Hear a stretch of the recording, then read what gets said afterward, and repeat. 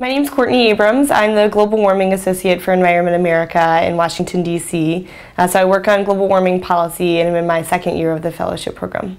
In the fellowship program, each year starts out with a 2-week training in Boston where all fellows from across the country come together and learn very basic skills. Then we have another training in October, and another in December, and another in February, so that successively throughout the year you can get better and better at these basic skills and build upon them.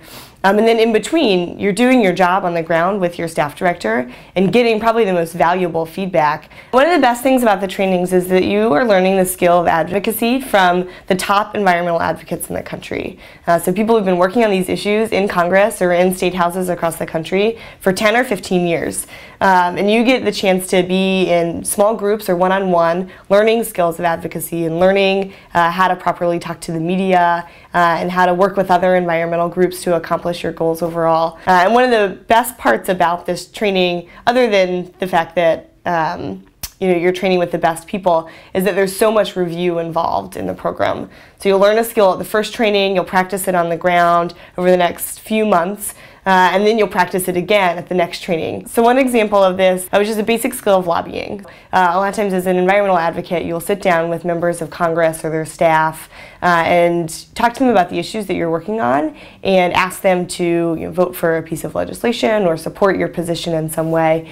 And a lot of lobbying is just relationship building and connecting with the people that you're talking to. One of the first lobby meetings that I set up for myself, I had gone to meetings with my staff director before. I knew the structure of how a meeting should run and how to talk to a staff or a member of Congress. So I was very excited to jump right in and run my own meeting. And I really like facts and I like structure. And so I knew that I could walk in with my talking points and make sure that the staffer agreed with me at the end of the conversation. And so I was very excited. I set up a meeting with Senator Michael Bennett's office, senator from Colorado, and was going to talk to his staffer about supporting a piece of global warming legislation we were working to pass.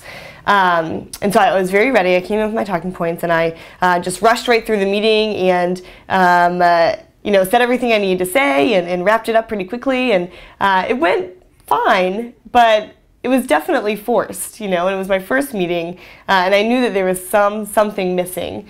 When I talked to my staff director after the meeting, we decided that the main thing that I forgot to do and that we had learned in trainings but I hadn't followed through on or done in the most finessed way was building an actual connection with the person I was talking to.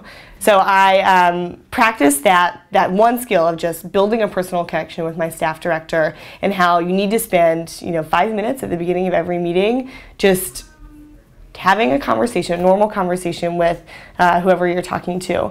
So we practiced that, and I knew that going into my next meeting, that is what I needed to do better and practice that skill more. So I set up a meeting with the staff person for Senator Kay Hagan's office from North Carolina.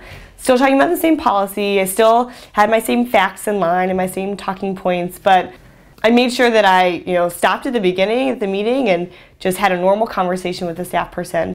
And it was such to my benefit to do that. I realized that we had both grown up in North Carolina in the same town. We'd gone to the same high school, and we actually had a very similar experience in the summers, like enjoying the beaches of North Carolina and going to the Outer Banks. And it folded so naturally into our conversation about global warming policy and how global warming is threatening our coasts and threatening the economy of coastal North Carolina and all across the country because of sea level rise and more frequent and intense storms. That the talking points had a lot more relevance to our conversation, and I knew that when I left that office, whether I convinced him to vote for the legislation or not, I knew that if he had a question about global warming policy, he would call me, because we had built such a personal connection at the beginning of that conversation.